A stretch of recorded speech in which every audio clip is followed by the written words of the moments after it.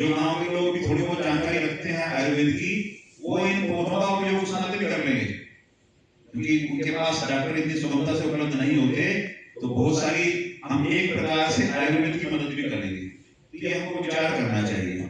मैं यहाँ इस पे देख रहा था बैनर पे, इस पे लिखा हुआ था अर्थ टू एंटरप्राइजेस, जो शीर्षक आ चुका है। मैं सोचता रहा क्या है, मेरे दिमाग में बात यही कि पृथ्वी तत्व तो है, और सभी जितने प्राणधारी जीव हैं वो सब उसी तत्व से बने हैं, अंत में उसी में समा जाएंगे। और जो अनिल जोशी जी कह रहे थे कि हमको कितने प्रकार के रोजगार, सभी रोजगारों की उत्पत्ति पृथ्वी से ही है।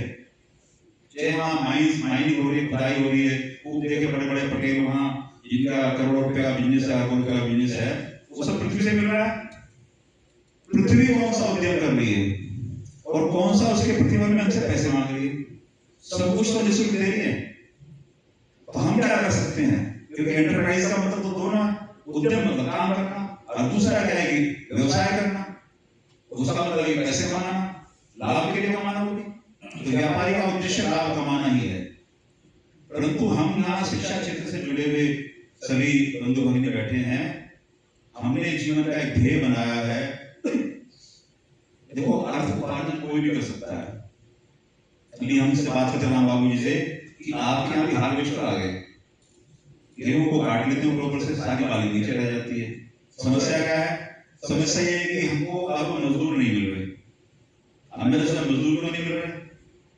तो एक तो गांव में भी जनसंख्या नियंत्रण की पॉलिसी बना ली लोगों ने, दूसरे जिनकी जनसंख्या बड़ी है, जिनके परिवार बड़े हैं, उनको हमारे दिल्ली जैसे महानगर में सारी सुविधाएं उपलब्ध हैं।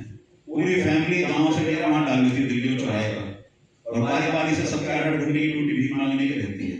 और एक व्यक्ति आराम से, जितने युवा बैठे हैं, आप इतना नहीं कमा सकते जितना वो कमाते हैं। 2 घंटे में 250-300 रुपए व्यक्ति लेकर आता है। हमारे कई मित्र दुकानदार हैं वहाँ, कभी कभी जाते थे तो नहीं जा पाते 10-15 साल से, तो मैंने क्या ये पैसे दे दिया, उन्हें 2 मिनट इशारा कर चुप हो जाओ।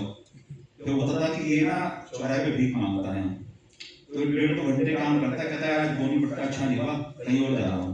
ये मुझे दे जाते हैं पैसे, खुले बाद में इकट्ठे ले लेते हैं, 15 दिन में, महीने में मुझसे ले लेते हैं। तो ऐसे देश में निठल्लों की फौज खड़ी होती जा रही है, इसलिए गांव में मजदूर भी कम हो गए। वहां मेहनत करनी पड़ती थी, ऐसी गर्मी के अंदर लाई करना मुश्किल काम है, जबकि आजकल बहुत अच्छी मजदूरी है। हमारे चाचा बताते हैं 1000 रुपये पर देते हैं, तो 1 बीघा का वो 1 मन अनाज लेते हैं, 2 मन अनाज लेते हैं, ऐसे में पैसा बढ़ता है गाँव में खेती का। तो इस नाते से हम शिक्षा के साथ साथ कुछ समाज का योगदान कर सके। उनको ईश्वर ने मति नहीं दी, वो इसी जन्म में, वो तो अलग अलग मत है हमारे देश में, कुछ लोग कहते हैं कि स्वर्ग नरक या 84 लाख योनि मिलती है।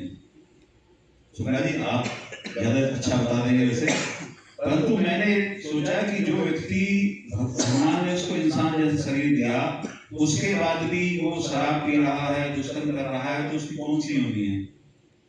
स्वरूप तो उसका मनुष्य है, और उसकी योनि कौन सी है?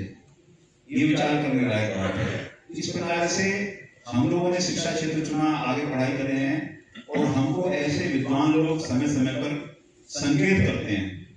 ये सेमिनार संगोष्ठियां जो हैं, ये हमको जागृत करने के लिए होती है कि हम क्या कर सकते हैं, अपने छोटे से प्रयास से क्या कर सकते हैं। तो हमको कई बार बच्चे बोलते हैं स्कूलों के, सर कहाँ लगाए पौधा?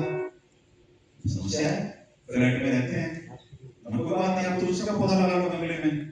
धीरे धीरे जब बड़े होंगे, जो छोटे बच्चों को सिखाते हैं ना, उंगली से काट काट के गिनती सिखाते हैं, माइनस करना सिखाते हैं, तो तुलसी का पौधा बच्चा लगाएगा, रोज उसको जल देगा, तो उसको तुलसी के पत्ते की जानकारी हो जाएगी। तुलसी का पत्ता कैसा होता है, जो हमारे वक्ता कह रहे थे कि बच्चों को जानकारी नहीं है कौन से पेड़ पौधे। तो गांव में किसान को खेती करना नहीं सिखाया गया, वो परिवार में जाता था साथ, वहीं गन्ना देखता था, ज्वार देखता था, जौ देखता था, उसी का जाता था। तो ऐसे हम जो बातें कही गई हैं, उनको ये अपनाएंगे तो आगे बहुत अच्छा लाभ होगा। दूसरा क्या है, किसान को सही बात की जानकारी देने वाले लोग नहीं है। जबलपुर में कार्यशाला थी, और वो हॉर्टिकल्चर बॉटनी के विद्यार्थी थे, तो वहां भी मैंने बात रखी, भाई आपको माता पिता ने पढ़ने भेजा, आप बीएससी हॉर्टिकल्चर कर रहे हो, एमएससी कर रहे हो, एनिमल हस्बेंड्री कर रहे हो, आप गांव से 12वीं 10वीं करके आपने बीएससी एमएससी कर ली, अब क्या चाहते हो? भाई साहब हमारी नौकरी लगवा दो, लगवा दो शहर के अंदर। जिस उद्देश्य के लिए माता पिता ने दिया उनको आपका लाभ क्या हुआ? आप उनको खेती की अच्छी बातें बताते, पशुओं फैलने वाली बीमारी के बारे में जानकारी देते तो अच्छा होता। इसलिए मैं तो पत्र लिखता हूँ, मंत्रियों को ये लिखता हूँ कि जिसको पढ़ाई पूरी कर ले उसको 5 साल गांव में कंपल्सरी हो। विषय गांव का है, शहर में कहाँ खेती करेगा? दिल्ली के अंदर या मुंबई के अंदर नौकरी होना चाहिए तो विश्वविद्यालय में बैठेंगे बस एसी कमरे के अंदर, और नई नई नियम बनाते रहेंगे, वो पब्लिक तक जाते नहीं है। ये हमको विचार करना चाहिए।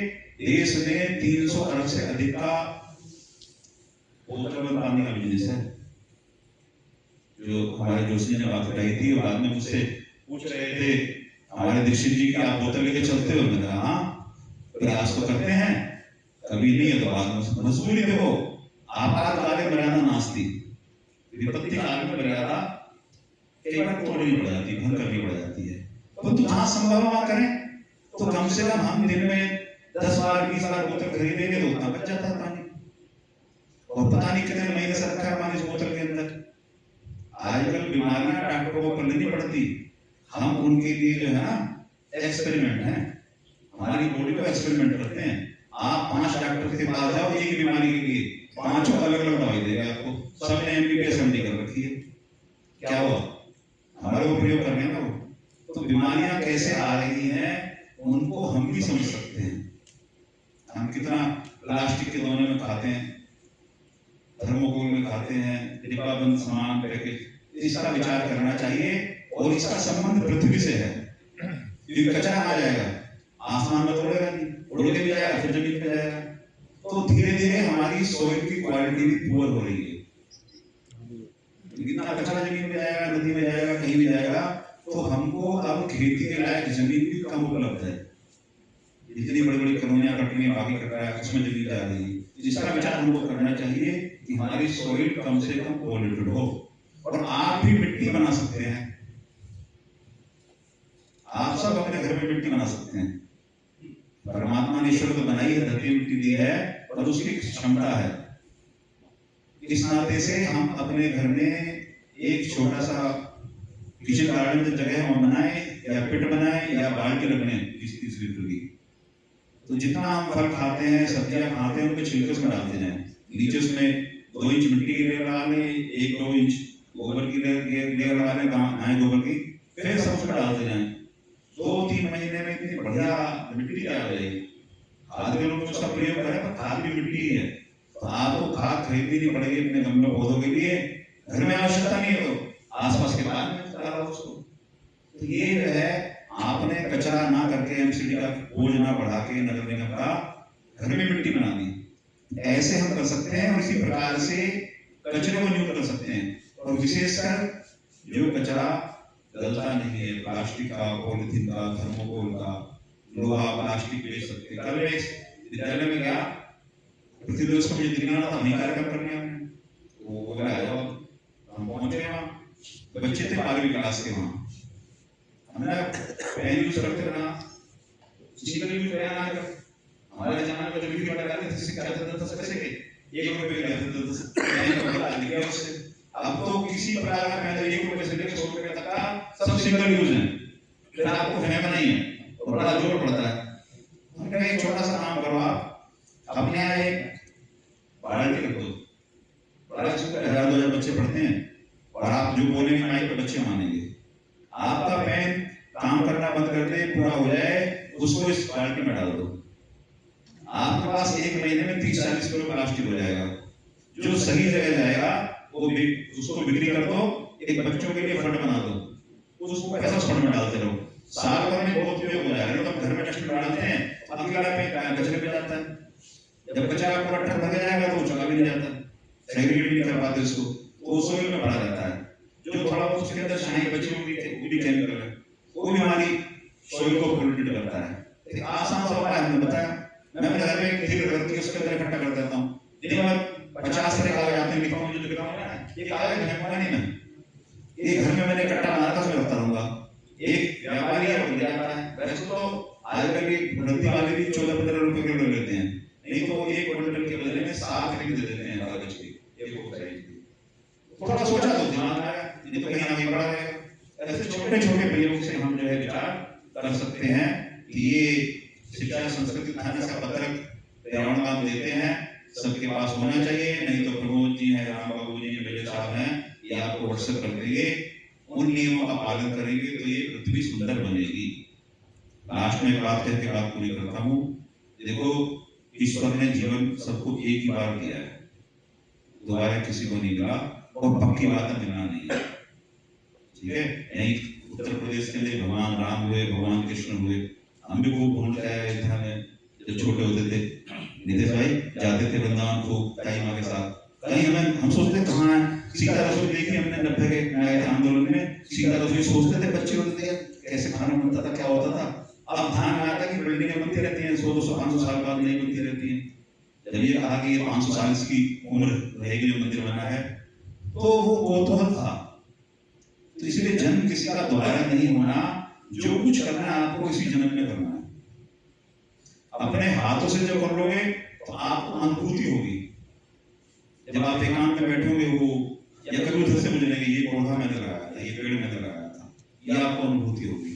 इस नाते से जो यहाँ न्यास के कार्यकर्ता अभियान चला रहे हैं, अभी लोनी नदी का उदाहरण दिया है, वो भी कार्यक्रम करते रहते हैं, तो उनके माध्यम से हम पर्यावरण का भला करते हैं और उसके माध्यम से बहुतों का भला करते हैं। एक पौधा लगाया, उसके फल कितने लोग खाएंगे, कितने पंछी उस पर बैठेंगे, कितने पशु उसके नीचे ठंडी छाया का आनंद लेंगे, वो अतुलनीय है।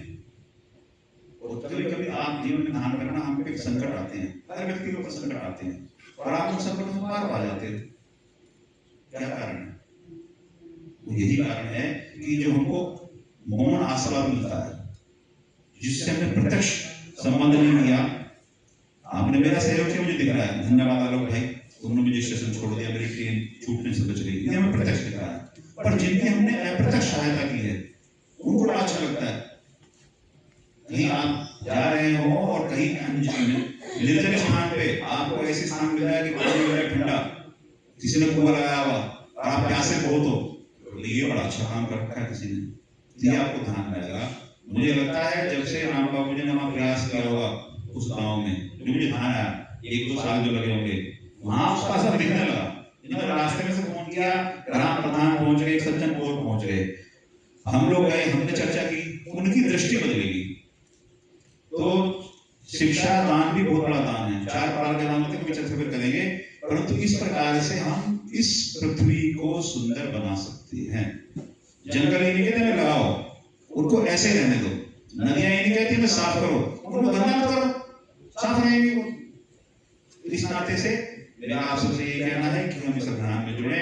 इतने दूर दूर से हमारे कार्यकर्ता हैं, प्रयाग के हैं, अनिल जोशी जी आए हैं, उन्होंने यहाँ हमारे बीच बातें रखी है, उसमें जो बात हमको अनुकरणीय लगती है तो सारी अनुकरणीय है, पर जो जो हमने लिख पाए या समझ पाए उनका अनुकरण करेंगे तो निश्चित रूप से इस पृथ्वी को हम बहुत सुंदर बना पाएंगे। पूरे विश्व में हम जनसंख्या में तो नंबर 1 है, परंतु क्षेत्रफल में हमारी बहुत कम स्थिति है। 2.5% के आसपास हमारे पास भूमि है। जो देश साधन संपन्न है, अमेरिका है, रूस है, कनाडा है, उनके पास जमीन बहुत है, वनस्पति बहुत है, हमारे पास साधन कम है, इसलिए हम उनका उपयोग करें। हम सभी का विवेक जागृत है। सूचना तो और कोई भी दी हुई, प्रमोद जी ने, मेजर साहब ने, इतने लोग आए तो आपका विवेक जागृत है, हो सकता कुछ मजबूरी में हो। इसी प्रकार समाज में बहुत कम लोगों का विवेक जागृत है। आपको भी क्या लगता है, देखो हम पौधा लगा रहे हैं, कल लगाया था आज बढ़ गया।